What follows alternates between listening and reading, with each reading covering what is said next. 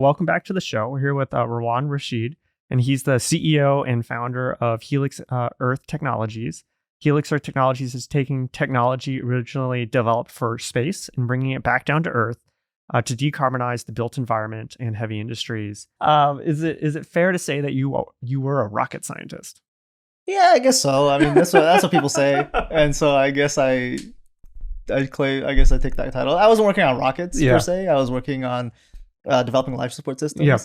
So it was all the systems that would keep people alive in space. Mhm. And so, in space, aboard ISS or Orion, you have to do things like generate your own atmosphere, recycle urine so that you can, drink fresh water every day, and things like you wouldn't think about, which is like just trace amounts of ammonia that come off your body. You have to consider that, and you have to actually filter the air of those small trace amounts of ammonia that are coming off your skin, because eventually it'll build up to a high enough concentration that it kills you. And so those are the things that we worked on. And so we got to work with astronauts, and we got to work with cutting edge scientists and engineers as well. And so that was really fun. It was really a fun time. But yeah, maybe if you want to say rocket scientist, then I guess I won't claim that title. But if you want to say that, I won't stop you.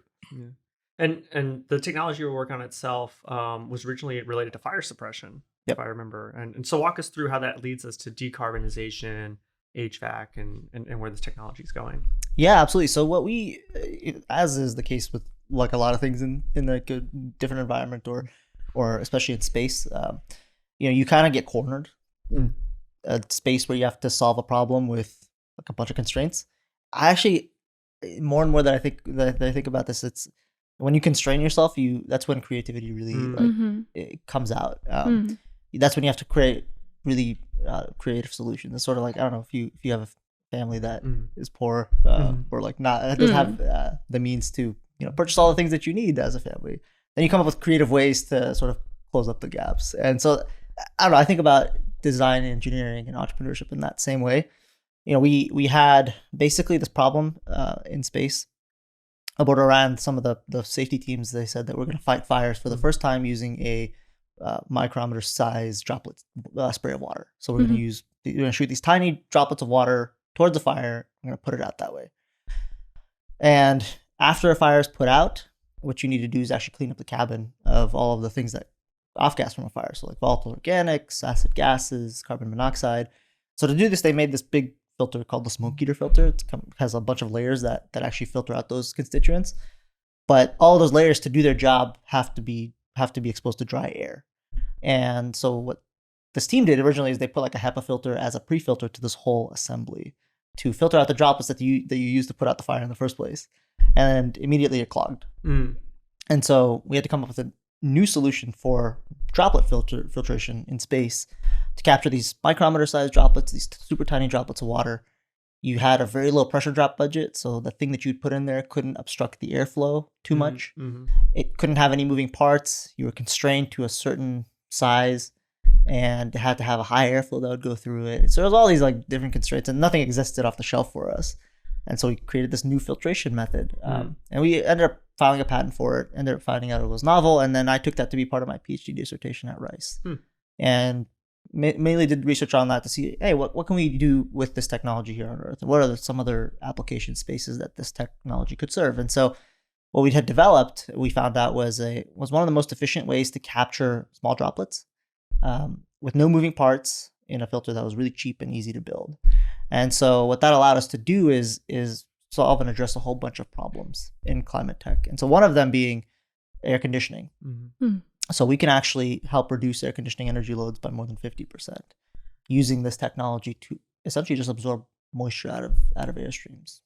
Happy to go through the details of that, but that's sort of maybe the high level of the trajectory of how that happened and how we got to this new technology that eventually became the foundations of Helix Earth, the company.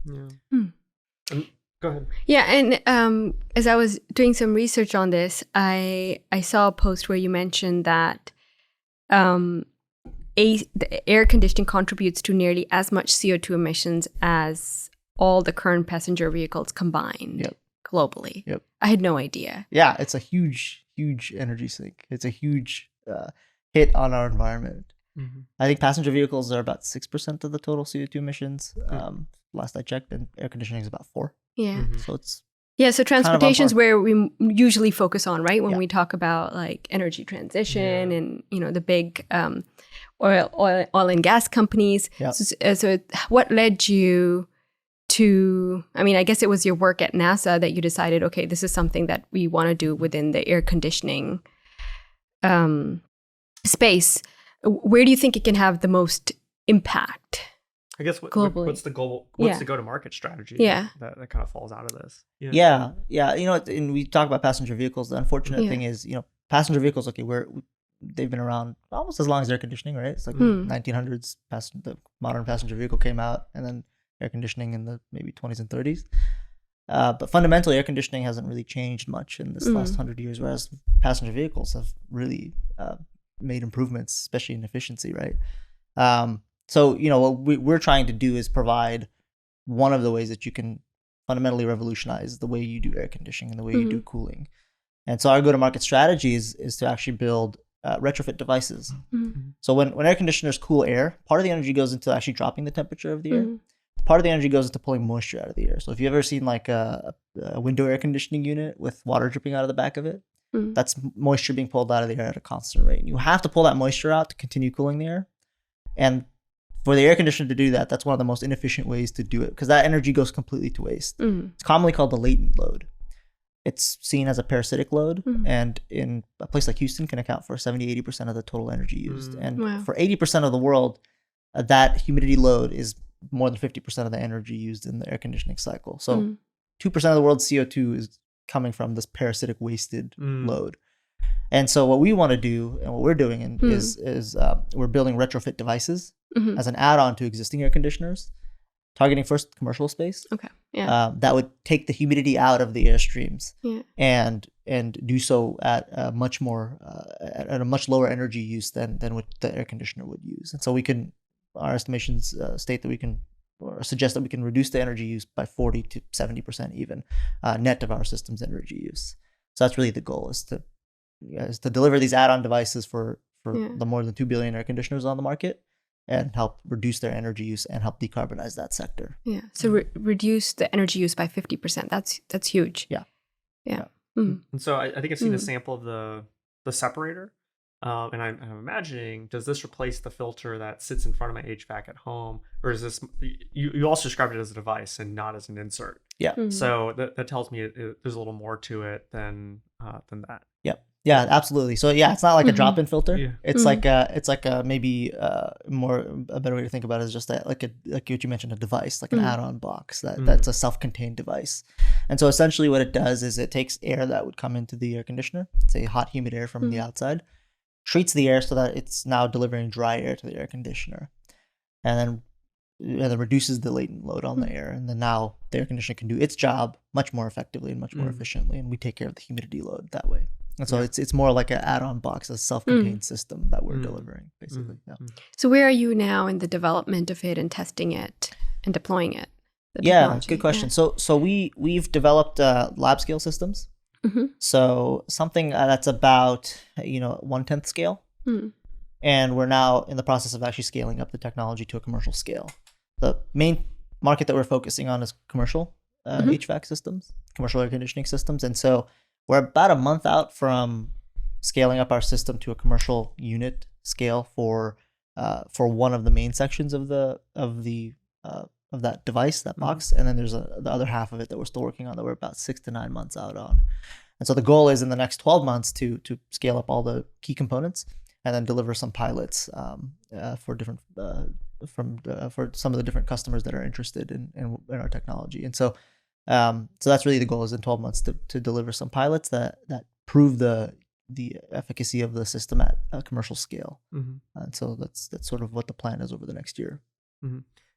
I assume you're thinking about it as like a retrofit because that's an easier path to market than like going straight to an OEM and saying, please, pretty please put this in the front of the device. Yeah, absolutely. Yeah, absolutely. And it's an easier sell. You can sort of chart out your own destiny that way. That was actually the first thing we wanted to do is, hey, let's make this device and show that this works and go to OEMs and hopefully they'll integrate. And I changed that whole thesis because of customers. So I was talking to customers, building owners, building engineers, and kept getting the same message, which was forget about the OEMs. Because the first thing I thought was, hey, once you strap this thing into an air conditioner, you're going to avoid warranties and all that.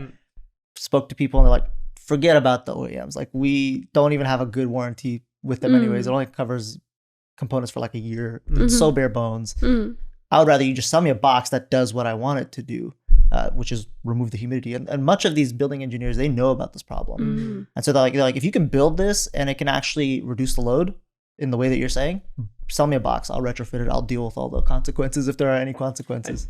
I guess it's a good lesson in like who gets the ROI, right? Yeah. It's like the OEM is it's like a nice feature, but maybe it gets them a little more competitive.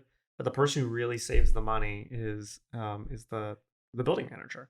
Exactly. And that's the thing is like OEMs, they're not necessarily incentivized to innovate. And that's what you see across a whole bunch of heavy industries, a whole bunch of commercial sectors, and even customer facing companies, is that unless you're forced to innovate, if you already have a product that you're selling that's making money, why would you spend money on R&D? R&D is uncertain, it's expensive, it brings in a lot of points of failure, and so why would you spend money on changing what already is selling? Yeah, I think that's one of the main issues, is that the OEMs are comfortable. OEMs are comfortable, right? So they're not forced to innovate. What they're building sells, and why reinvent the wheel if you don't have to, right? Yeah. And so I think that's where startups really come in, is they can sort of force these larger players to make changes if somebody comes in and disrupts the market. And your product is pretty, as in the HVAC systems, they're pretty standard overall, so you can use it you don't have to kind of customize it to different uses. Depends. Or different systems, yeah. Yeah, it depends. So there are sort of at different scales, there are typical sizes. So you might have like, for example, like packaged units, 5 and 10 ton air conditioners. These are really common. You might have one on your roof right now, providing your cooling. And those all come in pretty standard sizes, almost regardless of the manufacturer. But one nice thing about what we're doing with our technology too is it's very easy to customize the scale. So it's not too complicated in terms of this, stretching it out. If I wanted to make it 2 feet wide, and now I have a bigger application that needs to be 4 feet wide, and maybe the shape needs to be a little bit different, we can very easily customize the shape as well. Obviously, you want to sort of focus on the market or the sector that sort of has the standard sizes, so you can rip out product and that reduces costs and all that good stuff. But for some of these larger scale systems, oftentimes you might have custom duct sizing, custom components, and we can still address those markets as well with our tech. And would it be something you would have to replace over time? Yeah, that's a good question. The only thing you'd have to replace over time would be this filter media that we insert. It's sort of like the secret sauce, the thing that's the enabler. And we'll have, that's like really easy, sort of like your home filter for your HVAC system. You pop in a new one, pop out an old one, pop in a new filter. It's easy as that. And the filter itself is not very expensive. For like a 5-ton unit, probably costs us a few bucks to build and make. So that'll be like a consumable. But overall, the rest of the components, have 10, 15-year lifetimes. So that's the goal, is to have something that lasts that long and just has like a simple filter replacement and maybe topping off of some liquids and that kind of thing. But overall, low maintenance. So. Now, I imagine for the filters, it might be cheap for you to make, but man, you're going to charge 95% margin. I'm certain. I don't charge for the 5 minutes. I charge for the years of development and the years of time it took to get there. Yeah. So this technology is built out of the work that you did at NASA, as you spoke about, and then your PhD. And how did that work, like in terms of intellectual property, and being able to take that technology that you maybe developed partly while you were working at NASA and then while you were doing your PhD? Yeah, that's a good question. IP is always an issue. With any with any company that comes out of like a national lab, government group, especially in a university, there's always issues around IP. Maybe aside from just a few different universities who have put in good practices for this is exactly how we execute exclusive licenses for our technologies, the vast majority of universities, it's just always a shit show. Yeah. I think MIT is one that has a good policy. Yeah. It's like, this is the standard boilerplate agreements. If you want to do this, we'll get you a license in a week. Yep. No problem. Did you find that NASA was straightforward in terms of laying that out, or do they still have work to do? NASA's very straightforward. Okay. They're very, very straightforward. And you can go on their website and you can just see like they have all their standard agreements. Like, okay, if it's a partially exclusive license, here's the royalty percentage. If it's an exclusive license, here's the percentage range. And here's what it costs up front. And like they have all their stuff laid out just on their website even. Yeah. So it's a very straightforward process with them. Unlike a university where you have to kind of negotiate with whoever took your meeting. Yeah. And they all have different ideas for what it should be. And nobody really knows like, nobody really knows like what it takes for a company to be successful. Yeah. So some people will ask ridiculous terms that make basically a company uninvestable as an example of something that could be done. Yeah, I guess it seems like universities are maybe not very clear on like their policy there, like, and what incentives they have or they should have in terms of when a technology is developed in their PhD programs, right? And that's exactly it. That's exactly it. I think some of it's just like MIT, I think it's especially good because they have good cultural alignment than the university, because they're very clear. It's about getting technology out there for the benefit of man. It's like, it's part of the ethos. And I think Stanford's the same. And I would think most universities should do that, right? But not all universities have that mission. They don't have that mission. And not all of the people working in their tech transfer offices, not all those lawyers there necessarily know what those things should be, right? So sometimes like there are folks that'll ask for like, I want 5% of the company non-dilutive. Essentially what that means is like, you're always get 5% forever. I'm going to own 5% of your company forever. And basically that makes the company uninvestable. So even from the university's standpoint, what they would want is the percentage of equity that they have in the company to be worth a lot. And if you do that from the get-go, that company's going to be worth zero because it's not going to be able to raise capital and it's not going to be able to get off the ground because of that ridiculous term. Yeah. If you would ask for something more reasonable, then maybe the company would eventually become $1 billion company. And then your small chunk that you took would be worth something. So even like you're negotiating an exclusive license with an entity, but once you execute that, then now you're on the same team. Yeah. Then now it's like, okay, how can we make this company successful so that it brings the most value to all the people who own or who have a stake in the company? And so it's a kind of a weird place for a lot of tech transfer folks and tech transfer offices. But it is a common discussion of like, how do we best approach this? What's the best practice? And I think there are universities who do it well, but it's also interesting to think like you could look at an organization like NASA and say there's a best practice here as well. Yeah.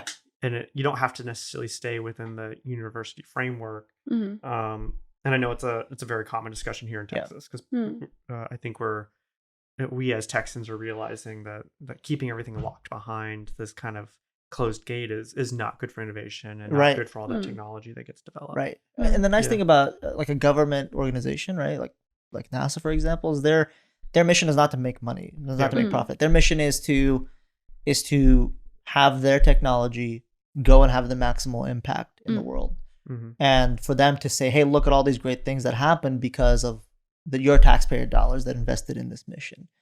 And that's like what they want to have. And so they're incentivized to give good terms to companies that can make something out of a technology or some piece of IP, right? Versus like maybe at the tech transfer office, somebody's bonus is tied to like how much money does this IP bring in, right? Which is like, there's a bit of a different incentive structure there, right? Yeah. I always joke that like the U.S. government's the best venture capitalist because like they have their returns locked in because they will always get their taxes. It's like a baked-in dividend on any investment, So that's the strategy. Just grow the revenue because that income tax will come back. Exactly, 100%. Yeah. So given like the challenges of starting a startup, right? There are IP challenges, getting funding, and just in general, everyone knows that being an entrepreneur is not easy. What made you take that leap from developing this technology, having worked for NASA, having this incredible experience to say, you know what, now I'm going to go and start my own company? I just shut my brain off because the logical brain. The logical brain. Well, it took, there's a common saying for people who finish their PhDs that it takes a village for somebody to get a PhD. And I think the same is true for entrepreneurship too. I would not have done this unless I had support around me, and support from every aspect of my life. So support from my family is one of them. But also, at Rice, I was talking to you about the Innovation Fellowship program there. It's just sort of like this little incubator that you can go, and you have some space to you have a full day on Friday to go and sit down with other people who are on the same journey as you. You have mentors there that you can bounce ideas off of. Like, how do I get in touch with these people? I'm sending cold emails, nobody's responding to me. And then it's okay, let's figure out how to like craft your email. Let's figure out how you can, strategize how you reach out to people so you can get better response rates. Just kind of build that community helped like build up that momentum for me. And then support from my PI, like go and do good things. Like, the research is always going to be there. We'll figure that out. If you're passionate about this company, like go do that. And him giving me that space. So, if any one of those things wasn't there, then it would have all crumbled and collapsed. But for me, it was more about like building up the momentum with small wins along the way. And so early on, it was like, I'm just going to try something out. I'm going to shoot for whatever. I don't know what it is. And I'm going to take this technology. I'm going to start from the ground up and see what problems I can solve with it, and see which one has sort of the biggest impact and the best case. That led me to sort of apply to the Napier Rice Launch Challenge. Won that out of 84 teams. And then, that just sort of built up momentum slowly and surely. And I met my co-founder, met him actually a few years ago at Rice. He's a Rice alum as well. But I met him again at the Innovation Fellowship, and he sort of helped mentor me and coach me through the pitch process to enter that competition as well. And slowly but surely things started to grow and build. Him and I co-founded the company together, and he really helped show the way of like, okay, here's where we are, and we can get this off the ground if we do steps A, B, C, D. Sort of charting out that path. So like one thing led to another. Slowly but surely things started to build up. But if I were to like look back now and knowing everything that I know now, if I was to go right back to the start and tell myself that, I probably wouldn't do it, because it's just like so many things that you have to go through, right? There's like, I think about it like 4 stools that like four legs of a stool that you have to really hold up for a company to be successful. One of them is you have to have a good technology and a good product. So being in a PhD, we kind of had that, or at least the initial version of that. And the second is you have to raise money. How the heck do you even raise money? I don't know. I'm doing a PhD. I've never done this before. Then you have to go and recruit a team. You can't offer competitive salaries. You have to compete against big companies, but you have to still somehow bring in the best people to come and work with you. And you have to sell them. That's hard. That's not easy. And then you have to figure out your marketing and sales strategy. And like, again, if you're from a PhD, how do you even figure that out? Yeah, you didn't do a PhD in marketing and sales. And no, hiring, no, I did a PhD in engineering, right? No. So how do you do marketing and sales? And so without any one of those 4 like legs of the stool, it'll just collapse and fall. Those all have to be there. Right. And so, pairing up with a co-founder who could really fill up some key areas that I wasn't good at and help me train up and learn those areas. And then also just building up small wins along the way. That's really what got us to build up the momentum to found the company and then to grow it to where we are today. And the first thing you said was like the product, right? And that, because in some sense, usually we tell startups that go talk to your customers, like make sure that you're solving a problem instead of designing the solution. But in some way, you already had so much of a solution. And then you had to go back and figure out, okay, what's the best problem the solution is going to address? It's in general, I think people should always start with the problem first and then come up with a solution. I think because of going through the PhD process and doing the work at NASA and developing this technology and then getting more funding from the government, I knew that I had a product that could solve some real problems. And so it was more of like figuring out, where does this best shine? And is the market opportunity big enough that it makes sense to start a startup, to raise venture money for that? And so we kind of did a backwards way of we kind of went with, okay, here's a hammer, like where are all the nails that this hammer can can hammer in. That's not the way I would start a company today if I were to do it. That's just kind of how that journey ended up for me in the beginning. I would again start with the problem first and then work backwards. I guess, how did you know when you did the exercise that it was real, that you actually had product market fit? And to tell an anecdote that I don't tell often. So the first startup I was part of was a silicon engine company, and we like raised money and fizzled out in 4 months for a number of reasons. But one of the things that became clear as we went through it is I'm pretty sure the company was started because the founder like just loved the technology so much that they wanted the like glory of starting a company, but it actually had no market. Yeah. And I think there's that challenge where you have developed a new kind of control of an engineered system. Yeah. And it has new functionality. It should be valuable to someone. How do you go from having a hypothesis that it should be valuable to knowing it's like the economics are going to work, it's going to become a product? How did you develop that conviction to say this is the right time to do this? Yeah, that's a good point. I think at the beginning, you have to have a healthy lack of ego in some senses, because entrepreneurship's hard, man. Yeah. Like you gotta, especially even like as you're building up a company and a team, you have to be aware enough of your own capabilities and where you also lack, because you're stuck with like, I have to have ownership of everything, and I have to be the person that like does all these things so that I can the glory of it all. Then you're gonna stifle your business. You're gonna stifle the company, because there are people that are better than you who can take things off your plate so that you can focus on the things that you shine at. So I think that for me, I've always like kind of not cared. I've always just came up with the mindset of like, let's do something that works, because that's what's gonna have the best impact for everybody. And I, as an individual, don't matter as much as sort of the greater good. And so thinking about like product market fit and this technology itself, I always was like, hey, if there's nothing out there for this, if there's no killer app for this, then I'm not gonna pursue it, because it makes no sense. I'm gonna waste my time. I'd rather just go and start something different, start something new, or go work at an early startup, or do something else with my time, because it's not gonna be worth it. So I sort of entered it with that mindset, and really where it started was the DOE fellowship. I proposed this idea of dehumidification, reducing air conditioning and energy loads to the DOE, and I had a lot of positive feedback from them, and eventually was awarded this fellowship. That gave me an initial sort of line of sight on, okay, this is an actual problem that's real that we can affect. And then it came down to more of like, what's the size of the problem, and you can quickly find out that it's a big problem. Yep. And then would customers actually pay for this, and how would your system look, as a product to a customer?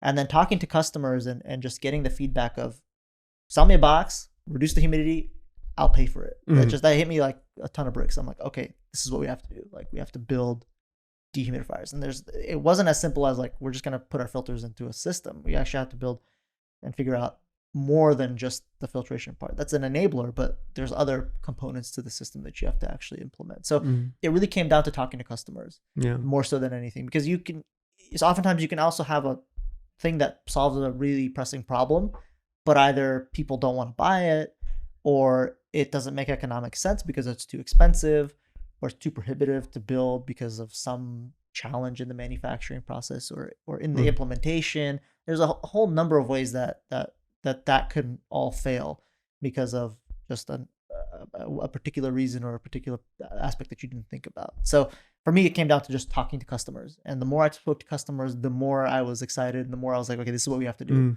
And so that's really the way I found out like product market fit, and it keeps happening to this day. I talk to folks, and they're like, how fast can you build? I'm like, hold on, we're still working on it. So does that sort of answer that question? I don't know if I sort of meandered to the answer. It's good. No, I mean, I think it's a very real kind of journey we all have to go through. And it's funny, now that I'm like pitching again, when you start out like these conversations with people on the enterprise side of things, they usually go into a conversation, they kind of start like this. Right. And then like when you start to get product market fit, like they start to like get really excited. They're like, I want to buy this today. Like, show me where to send the checkbook. It's those are things you can't do on Zoom. Unfortunately. But it also speaks to like the that product market fit. You in some ways you feel it when it starts to get there. And I like to ask this question to entrepreneurs because I don't know how to describe it. Right. So, and it's the best, and in software, it's easy to sort of gauge that because you can check the clicks. You can check the click rate, or like how many subscribers do you have, or how many users do you have. So it's really easy to figure that out. And in hard tech's a little bit more difficult. If you can, say, hey, here's a paper for it, and here's an LOI. Like, I'm gonna sell you this thing. it's going to cost this much to install, it's going to cost this much to buy off of me, and this is what it'll do for you. And if they say, I'd buy that, here's my signature. Yeah. It's not a committing letter, but like, yeah, I would be into that. And if you get one person that does that, and then 2, and then 20, then you know that you're onto something at least, right? That's the best way to gauge. There's no better way to gauge product market fit than customer who's willing to pay you for it. That's how you know you have something that's feasible at least.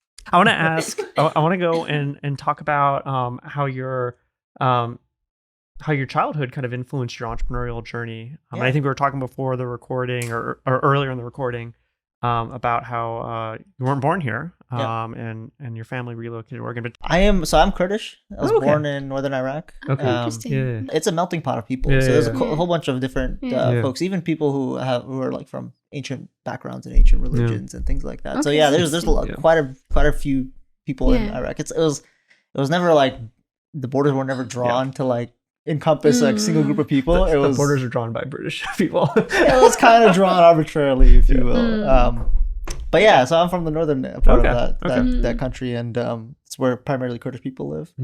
So we're distinguished from Arabs in the region and other folks. So we have our own culture, our own language, our own customs, and all of that stuff. And so I was born there. 95. Oh, I didn't know you were actually born out there. I was born there. I was born there, and then we moved to Oregon in 96. Oh, wait, so you were there like when it was occupied by the regime, right? Yes. Yes. Before that was the reason why we came. That's the reason why we left. Yeah. Wow. Okay. A lot of things that were challenging back then. Yeah. And so we moved to the States. It was maybe a year and a half. Tell us about how that shaped how you approach your journey today. Yeah, I mean, 2 prongs. So I think number one, it really starts with my dad. He passed away early in my life. I think I was like 18 years old when he passed away. But growing up and spending time with him, he was an engineer as well, civil engineer. But he always, I didn't know like quite how much this impacted the way I view things until like many years later. But he'd always say things like, "Don't use too much water. People don't have clean water, so don't waste any water." He would constantly talk about things like climate change and global warming and all these things because he understood all that stuff. And that really, as a kid, made me focus on, I don't know, something as simple as like opening up a wrapper. Like I would feel guilty because I'm like, oh, this is so wasteful. Like it's just I'm trying to eat this thing, but it's like encased in this plastic that won't degrade. I'm like 10 years old, thinking about that. And so spending time with him and growing up with him talking about these things, really kept the focus of the climate and our own impact on it, in the forefront of my mind. And in addition, he was an engineer, and so we used to always think about and talk about like science and watch documentaries together. And so that really sort of kept my interest in science and engineering throughout my whole life. I actually was committed to not doing engineering when I went to university. I was going to go to medical school. I was like, I'm going to go to medical school. That's what I'm going to do. That's not a stereotype at all. Yeah. I just wanted to do that because that's where I thought my interests were. And I took physics for the first time in my first semester in college, and I was like so into it because I was like, oh, I'm not going to be able to do as much of this stuff anymore. I'm not going to be able to do too high level math and calculus if I go to medical school. And I just like felt a loss, and I was like, okay, I'm gonna do engineering. I never looked back after that. Like with the first 3 weeks of my time at university, I just switched to an engineering track because I was just more interested in it. And I never looked back. And so that's sort of how I studied engineering. But yeah, it was all because of my childhood with growing up with my dad and him just like becoming interested in that early on. And even though I thought I didn't want to do it, it was like really a thing that was always in my mind. And then also with growing up in a community, I grew up with a lot of immigrants. Like, grew up with a community of maybe 80% folks that are immigrated to the U.S. sort of in the same time frame that we did, and we had a lot of family friends who they just went out and started businesses, and you just see like, okay, they came from nothing. Maybe they were even illiterate in their own language back home. Like all they knew was to speak their own language. They didn't know how to read or write, but they came here. They learned the language. They learned how to read and write, and they started businesses that are successful. Now they live on the top of a hill with all the millionaires. And that also really was factor that influenced me. It was just seeing that trajectory and seeing what was possible to start from zero, literally zero, from just the understanding the culture, understanding the language, from a monetary perspective, having no money, and then getting to that point. I was like, okay, yeah. And so that really seeing that growing up really made me believe that anything is possible. I never really thought that like things were impossible or too challenging. It was just like, can you put the work in to make it happen? That was always the mindset I had. And so those two things really started to come together last year, which was just when we started and founded the company. I always knew I wanted to start a company at some point or start a business of some sort. I always had that in my mind growing up, and I was always interested in the environment and in engineering, and somehow those two fronts came together for me during my grad school, and that's sort of how that's sort of all coming together in Helix Earth, which is like this interest for entrepreneurship and this interest in science and engineering, and then putting that together to do something useful and something that's impactful to the world. I had this weird discussion the other day here in Houston where we were talking about Black and brown founders. And I was like, oh, well, I know a lot of brown founders, because they're Indian. And I was sending them to this accelerator, and the accelerator was saying, well, this is the wrong kind of brown. Like not overtly, but it was like obvious that like you guys are speaking, Jason, you're speaking in a different language, because we think about supporting Latino and Black founders, and there's a part of me that wonders if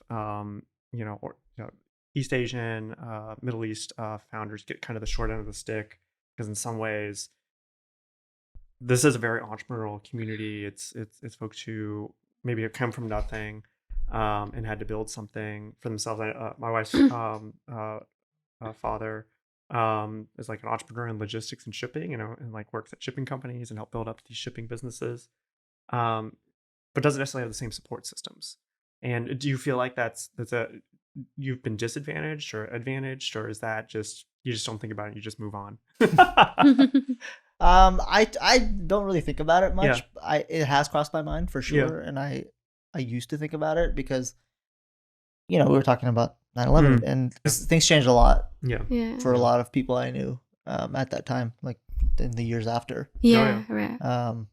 I mean, a lot of people I hear like people within the Pakistani community who were here, right? I wasn't here except like when it happened, but they faced a lot of like discrimination, like they would go to the grocery store and like people would say things and they'd be like, okay, we're not going out for a few months until this calms down. So I don't know if you faced that.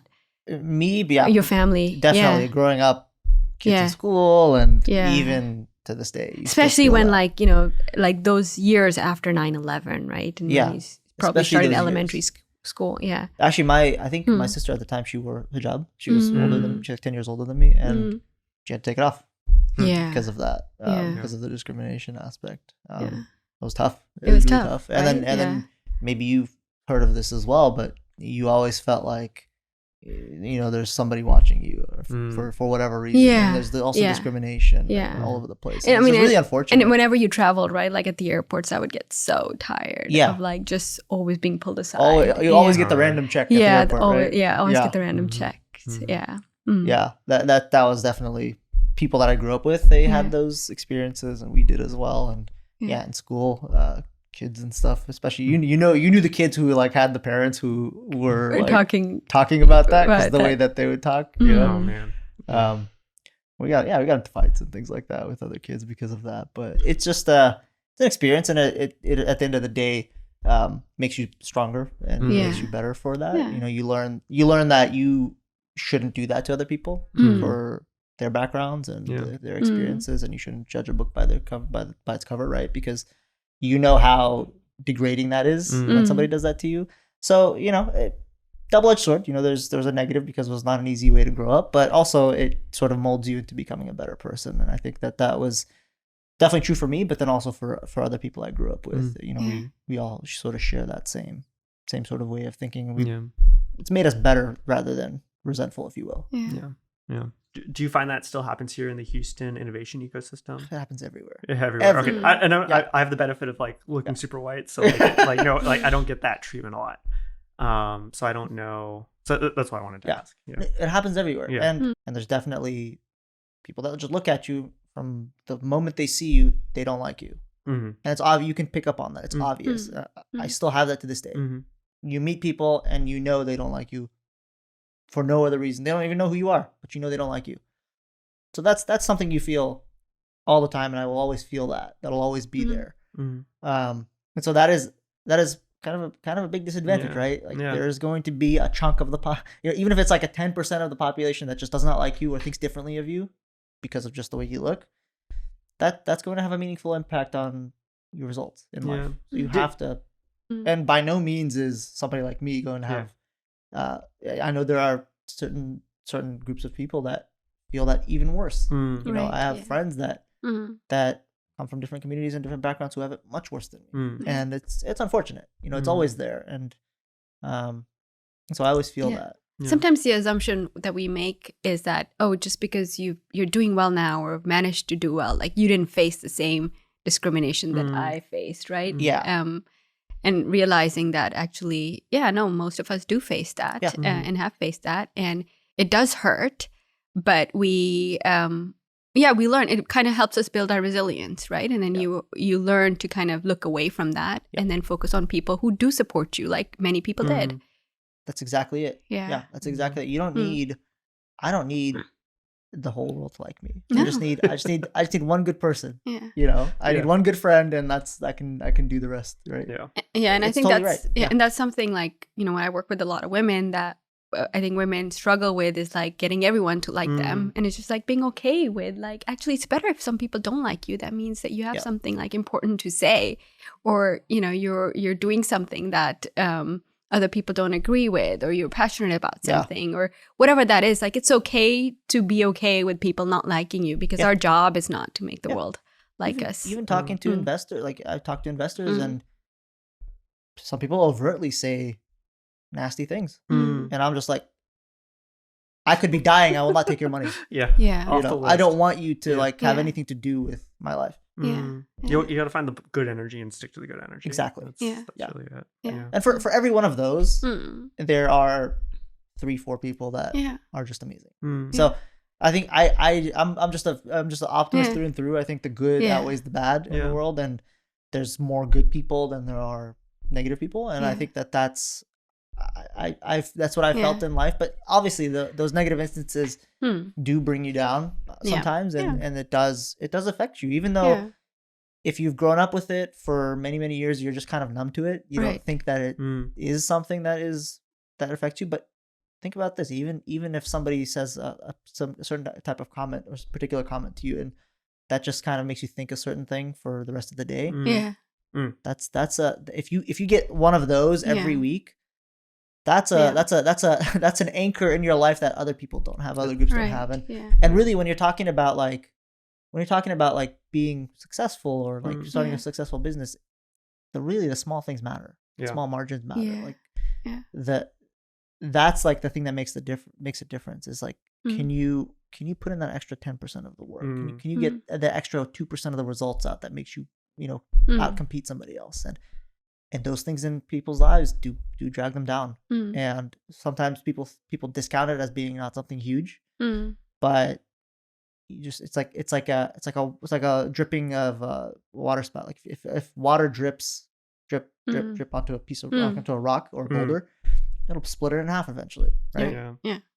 You're reminding me, like, it used to be a trend, gosh, it was like 3 or 4 years ago, to like really focus on self-improvement in Silicon Valley, where it's like you can get better 1% every day, and then by the end of the year, you'll be 250% better. Exactly. Right? And it's compound interest. It's actually 37 times. Okay, there we go. 37 times. That's from Atomic Habits. I love that concept. But it's like the opposite is true. It's like if you get 1% worse because you're getting dragged down, right? Then it compounds in this way where you can't keep up. It's harder to keep up. And I was just thinking, like, man, so much wasted brain space. It's wasted brain space. It's wasted brain space, and that compounds, right? It compounds, and that's like what we're really talking about here, is like the privilege, right? That some people have that others don't have and don't realize. There's a book that I read last week when I was traveling to New York. It's called We're Exceptionals, and it's by Prati Gupta, an Indian author. Maybe your wife should read it. But it kind of talks about, like, especially like Asian immigrants, like they have this immense pressure to be, because they're, hailed as these role model immigrants because they, get educations and then they become like top professionals. They become doctors and engineers and all of that. But what we don't understand is like, one, the weight of that pressure, and also all these people still come with their baggage and they're, they come from different cultures in a new country where they faced a lot of discrimination, and things are not always great in their background, right? Because of maybe the hardship that they escaped and things like that. And so on the surface, they might look like, okay, they're successful, but are they really successful in terms of, are they happy? Have they lived a life that's, they feel happy about and meaningful about? And that's... you pay a price to overcome that. Yeah. Yeah, you definitely pay a price. Mm. And a lot of people don't. A lot of people look at like, oh, hey, look, these people made it. So like, we shouldn't have it. There's no discrimination because look, there are these people. They're fine. Like all these Asian people, they're doing okay. They're going to, Ivy League schools and everything. So there's nothing going on, but that's not true. I think entrepreneurs need to know this, like especially entrepreneurs who come from different backgrounds. And Houston's one of the most diverse cities in the U.S. Yeah. And we want more people from different backgrounds to take the leap, but know that there will be hardship. But hey, there's a community. There are people who've been through this. We're going to be here to help you out and get that support system in place, and know that you're not alone when you face those challenges. 100%. Many people do that. 100%. Yeah. This is one thing I really like to think about. I might have talked to you about this, but like, the 4-minute mile, when it took like decades for somebody to break the 4-minute mile, but the moment somebody did, everyone did. Then the year after that, I think, what was it? Like 30 people broke the 4-minute mile after that first person did it. And it's more of a mental barrier, right? So it's like if you see that all entrepreneurs are like people that don't look like you, then you might think like, oh, this is not someplace that I fit. This is not like people like me don't do things like those folks do. But if you have if you have examples and role models of people, it could be women who are entrepreneurs, it could be folks from different backgrounds, then somebody else coming up can see that and can say, oh, like, I know this is like hard for me because there's all these things that are against me, but look, that person made it. So if they can, then there must be a way to get there. There's a path. And there must be a path. And to bring this back full circle, you grew up with a lot of entrepreneurs, and I think it's very common for kind of immigrant families to have kind of lifestyle businesses as entrepreneurship. Taking the leap to do a venture business is very different. Yeah, because the asymmetric outcomes. You're not paying yourself very well for what you could do. And so, the hope is to be an inspiration for the next generation of folks. Yeah. As you move forward, I'm looking at the clock, and I want to get through one more section on Houston, because we're talking about like the international city. Tell us about what you're proud of the Houston innovation ecosystem, because your journey started here. Yeah. I'm still pretty early here, but I saw the Ion district getting developed and built out, and so that's really exciting. Activates in town now, and it seems like we're at Greentown Labs, and in the past couple months there are 2 companies that have come in to the Greentown space that are one of them from the East Coast and one of them from the West Coast. Who are they? This Mars Materials is the one. Mars Materials is one of them. And then another group, a couple guys, I forget what their names are, but they're from Pennsylvania. Okay, yeah. And they came here because this is where our customers are. We're gonna come here to Houston, and it's really cool to see, because Houston, I was talking about those 4 pillars. Houston, you need to develop a good team. Houston has a huge talent pool. I think what is it, like a quarter of the world's chemical engineers are in Houston. And then just all kinds of folks, from technicians to engineers, a huge talent pool here that you can pull from. And I think we posted a job application and we got like 200 applicants or something like that, within a few days. That's where Houston is really strong at. The ecosystem is still developing. There's still a lack of sort of early stage capital here, but with COVID and all that, that's become a little bit easier. We were talking about that. You can hop on a plane, or you can hop on a Zoom call to go to the coasts to talk to the funds that are there. And I think that's where 80% of the funds we talk to are like either on the West Coast or on the East Coast. But I see the potential here in Houston. Like there's, I don't know what it is, but most people are transplants here that I've met, but everybody sort of gets into the Houston spirit of like being loyal and proud of the city. And there's such a how would you describe it? I don't know. It's like such a loyalty to the city. Even for folks that have been here only a few years, they fall in love with the city, even though it's kind of an ugly city. And yeah, and it's like yeah, you wonder why, right? Yeah, but yeah, there's something there. The spirit. But there's some kind of pride in Houston, and you really feel that. I felt that when people say, "Oh, like you started this company at Rice, and this is a homegrown company. Like, how can we help you?" People love to see that, and there's so much capital in the city from these big oil companies and other funds as well. Maybe not at the early stages, but in the later stages, and you really feel like people want to see you succeed, and they're really happy to see that you're a homegrown company. And I think that the ecosystem here is really at sort of a turning point, at a cusp. Like we're gonna start to hit the J curve at some point, in the next couple of years. I'm just excited to see what happens. I want to be a part of that, part of growing the ecosystem. So that's like, to me, Houston is like almost there. In the next 10 years, that'll probably be the best place for biotech companies. And then hopefully for energy as well, and maybe for some other niche places. No, I think you're speaking to kind of the Southern hospitality that Houston also has. And, sometimes when I go to some of these East Coast cities, you feel the difference in culture. Like there's a little bit more like elitism. I went to this school. Yeah. Whereas in Houston, like people build businesses and they're still down to earth, and like they're very easy to talk to, and they want to help. They want to help you. Yeah. I really felt that, like people wanting to just help. A lot of Rice alums, right? A lot of people who are successful business owners in the Houston area, they just want to help. And there's no like this hustle mentality that you get in New York. Yeah. So people actually give you the time of day here. They give the time of the day, and they get to live also balanced lives, I think, somehow. Yeah. You definitely feel that. And what are some gaps that you've kind of come across? We talked about early stage capital, but are there other missing pieces in the ecosystem that just weren't there for you? Yeah, so I think the only two ones, capital is the big one. That's probably the only major one that we're missing right now. But certainly for early stage companies that are spinning out of research labs, finding good lab space is one challenge. Greentown Labs is great because there's lab space there and we're happy there. But that's for climate focused companies. There's really no place for a biotechnology company to go to, or a company in some other sector to go and find workable, flexible lab space. And so I think that's one thing that's really missing and lacking here, aside from the capital part. But there's not a lot that's missing here. There's a lot here for people who want to build a company and grow. It's cheap land here. There's a deep labor pool here. A lot of customers in pretty much almost any sector that you can think of, just located here in Houston. But I would say those two things: capital and space. Early flexible space for folks who have maybe 3 employees, 2 employees. That's hard to come by here. Yeah. So as people follow your journey, where can they find you on the internet? They can find me on LinkedIn. Just type in my name, Rawand Rasheed, Rawand, and then last name Rasheed. Connect with me and reach out to me. Happy to talk, and if folks are interested in building startups and founding companies, I'm always happy to help. It's the Houston spirit. So many people have given me so many people they should be really busy, but they give you an hour, 2 hours of their time. It's just been super, super helpful to me. So I try to give back and pay that forward to other folks as well. So people can reach out to me anytime. I'm usually pretty responsive.